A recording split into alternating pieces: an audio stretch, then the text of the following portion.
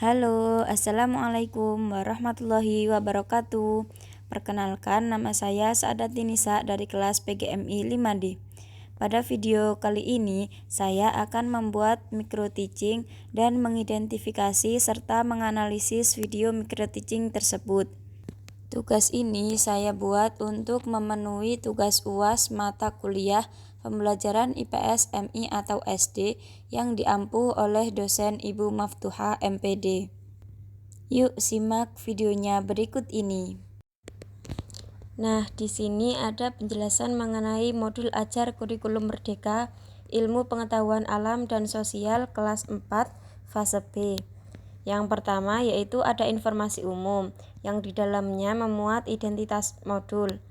Identitas modul terdiri dari nama penyusun Saadati Nisa, tahun penyusunan 2023, institusi MI Unggulan Ma'arif NU Pule, jenjang sekolah sekolah dasar, tingkat kelas 4, alokasi waktu 2 kali 35 menit atau 2 jam pelajaran. Selanjutnya yaitu kompetensi awal. Peserta didik mampu mengetahui norma dalam adat istiadat daerahku. Selanjutnya profil belajar Pancasila.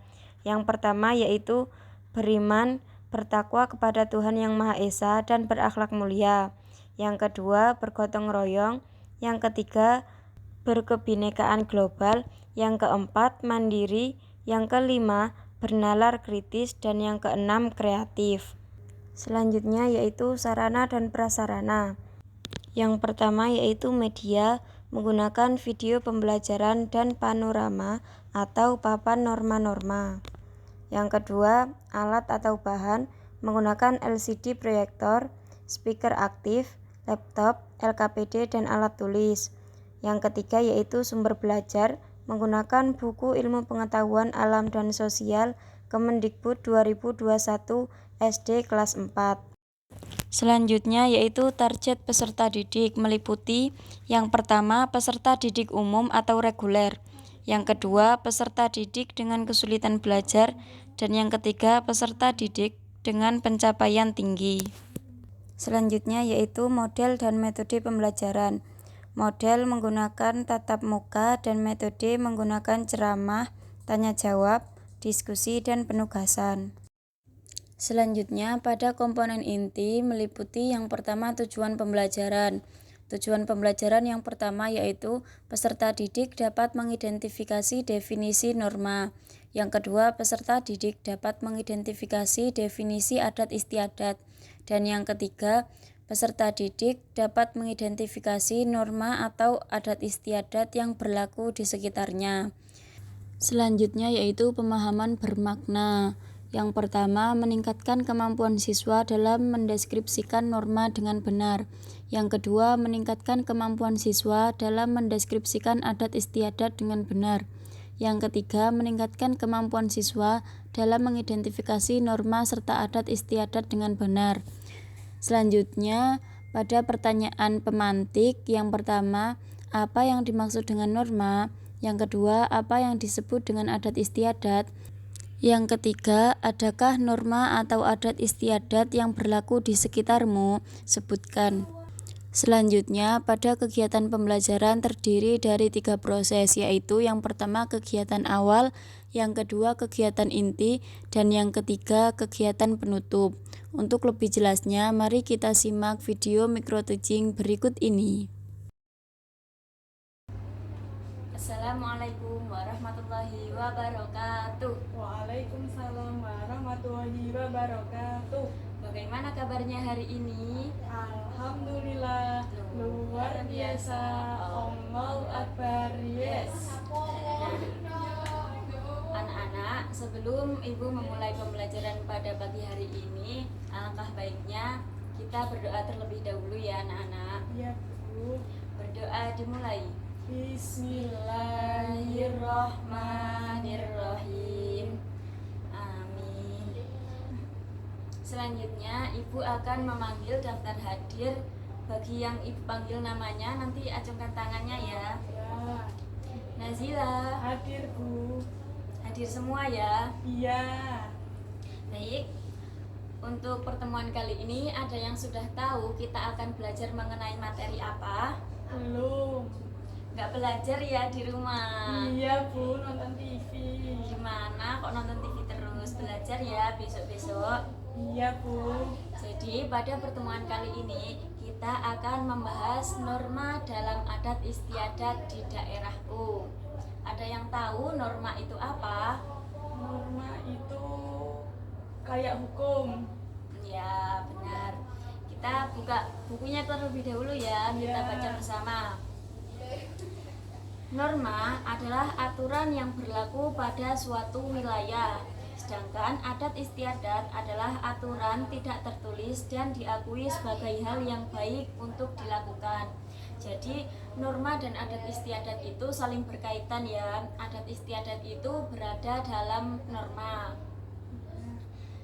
Untuk contohnya seperti kita kan hidup di Jawa ya. Di Jawa itu biasanya ada adat yang namanya selamatan. Ada yang tahu selamatan itu apa? Iya, kayak kondangan. Iya, gitu. Biasanya itu dilaksanakan di Jawa. Di Jawa pasti ada. Itu termasuk dalam norma adat istiadat. Kemudian untuk macam-macamnya norma, yang pertama ada norma hukum, yang kedua norma agama, yang ketiga norma kesopanan, dan yang keempat norma kesusilaan. Ada yang tahu norma hukum itu apa? Nggak tahu Bu. Norma hukum adalah norma yang dibuat oleh pemerintah atau pejabat yang berwenang yang bersifat memaksa dan sanksinya tegas. Contohnya seperti melanggar lalu lintas. Nah, itu termasuk contoh dari norma hukum. Selanjutnya yaitu norma agama. Ada yang tahu norma agama itu apa? Belum tahu Bu. Contohnya itu seperti kalau ada adzan, kita itu langsung berbondong-bondong ke masjid untuk melaksanakan ibadah sholat. Itu adalah contoh dari norma agama. Dan untuk pengertiannya yaitu norma agama adalah aturan-aturan yang bersumber pada hukum agama atau kitab suci yang berasal dari Tuhan Yang Maha Esa. Sudah paham anak-anak? Sudah Bu. Kita berlanjut ke materi selanjutnya ya. Ya. Untuk norma yang ketiga yaitu norma kesopanan. Norma kesopanan adalah suatu petunjuk hidup yang mengatur tingkah laku. Norma kesopanan berasal dari kebiasaan yang berlaku di masyarakat. Contohnya seperti kalau sebelum sekolah kalian salim dulu nggak sama orang tuanya? Salim. Nah, itu termasuk norma kesopanan. Selanjutnya yaitu norma kesusilaan. Norma kesusilaan adalah peraturan hidup yang datang dari bisikan kalbu atau suara batin yang diakui oleh orang sebagai pedoman dalam setiap sikap dan perbuatan. Ada yang tahu contohnya seperti apa? Belum. Contohnya itu seperti kalau biasanya kan di desa itu banyak-banyak aturan gitu ya. Kalau kita keluar malam itu biasanya juga tidak baik, itu biasanya bisa menjadi omongan tetangga. Nah, itu termasuk dalam norma kesusilaan. Dari materi yang sudah kita pelajari, adakah yang belum paham? Sudah. Nah, sebelum melanjut ke sesi berikutnya, itu akan memberikan contoh dari norma. Kalian tolong mengamati video berikut ini ya. Ya.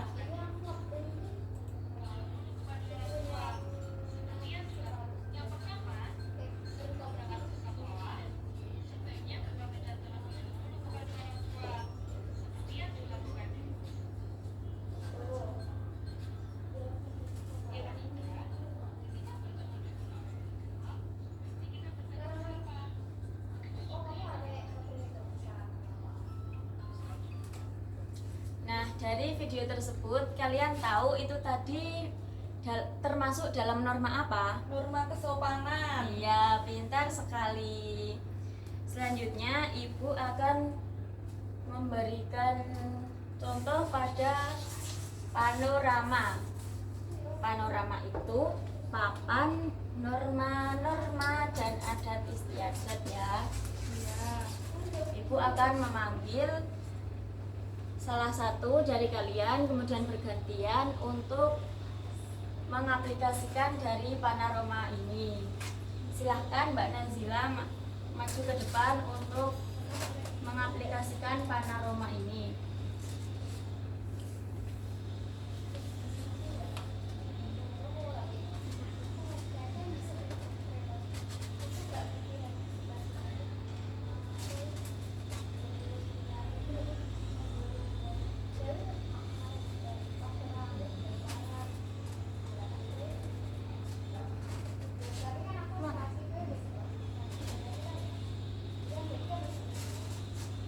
Sudah, Bu. Pintar. Ini namanya apa anak-anak? Itu norma kesopanan. Ya, pintar sekali. Selanjutnya untuk yang sebelahnya ini apa anak-anak? Itu adat istiadat. Ya, benar sekali. Terima kasih Mbak Nazila. Sudah paham semuanya ya? Sudah, Bu. Adakah yang ingin ditanyakan? Tidak. Baik, selanjutnya karena sudah tidak ada yang ingin ditanyakan, Ibu akan memberi tugas. Tolong diskusi dengan temannya ya. Iya. Ibu akan membagi menjadi beberapa kelompok. Jadi diskusinya bersama dengan kelompoknya. Ini LKPD-nya dikerjakan ya bersama kelompoknya. Iya. Diskusi mengenai adat istiadat di daerah kalian. Diskusikan dengan temannya. Sebutkan apa saja yang ada dalam daerah kalian. Iya, Bu.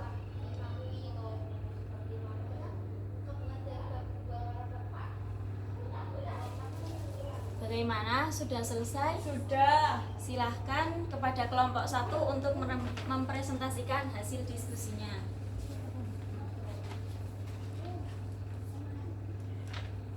Norma dan istiadat di daerah saya itu ada 6.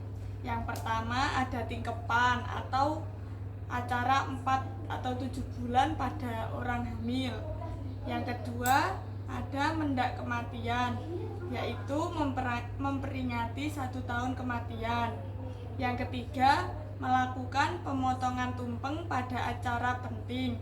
Yang keempat larangan bermain di luar rumah pada anak-anak ketika adzan maghrib. Yang keenam siraman pada acara pernikahan. Sudah, Iya. Bu. Berikan oplos untuk kelompok 1. Terima kasih untuk kelompok 1. Sama-sama. Jadi kalian sudah memahami tentang adat dan istiadat di daerahku. Sudah. Dari pembelajaran pada hari ini, apa hal menarik yang sudah kalian dapatkan? Tahu kalau kayak salim ke orang tua itu termasuk norma. Iya, benar, pintar sekali. Jadi dapat disimpulkan pembelajaran pada hari ini kita membahas mengenai norma dalam adat istiadat di daerahku. Norma adalah aturan yang berlaku pada suatu wilayah, sedangkan adat istiadat adalah aturan yang tidak tertulis dan diakui sebagai hal yang baik yang dilakukan di daerah. Jadi norma dan adat istiadat itu saling berkaitan. Kalau ada adat istiadat itu pasti berkaitannya dengan norma. Sudah difahami anak-anak? Sudah, Bu. Untuk pertemuan berikutnya jangan lupa untuk belajar di rumah ya anak-anak. Iya, Bu. Sebelum mengakhiri pada pembelajaran hari ini, alangkah baiknya kita berdoa terlebih dahulu. Berdoa dimulai. Bismillahirrahmanirrahim.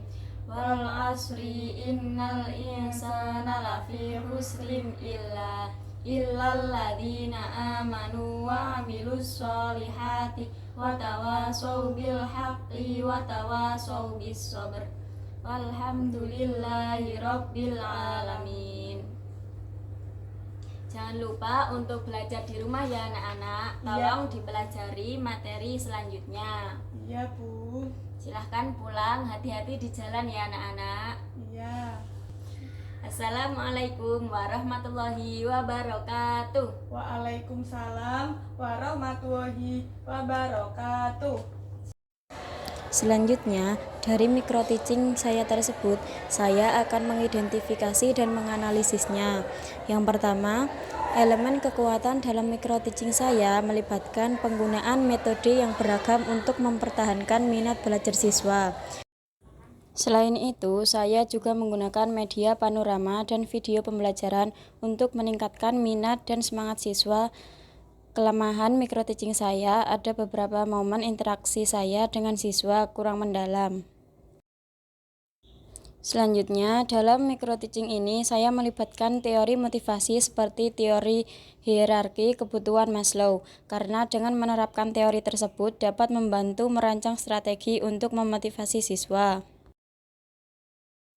Selanjutnya, dalam micro-teaching ini saya menggunakan pendekatan inquiry. Dengan ini, saya akan lebih paham dengan materi yang diajarkan dan bisa berpikir secara logis, kritis, dan inovatif. Analisis untuk mencari dan menemukan sendiri jawaban dari masalah yang ditanyakan. Dan teknik pada sesi tanya-jawab bertujuan agar siswa berpartisipasi aktif dalam proses pembelajaran. Selanjutnya, dalam micro-teaching ini, guru berperan penting dalam proses pembelajaran dalam kelas. Guru dituntut harus bisa mengajak peserta didik menjadi aktif, berpikir kritis, logis, dan mempunyai jiwa semangat belajar. Sekian video micro-teaching dan analisis dari saya. Apabila ada kurangnya, mohon maaf. Terima kasih. Wassalamualaikum warahmatullahi wabarakatuh.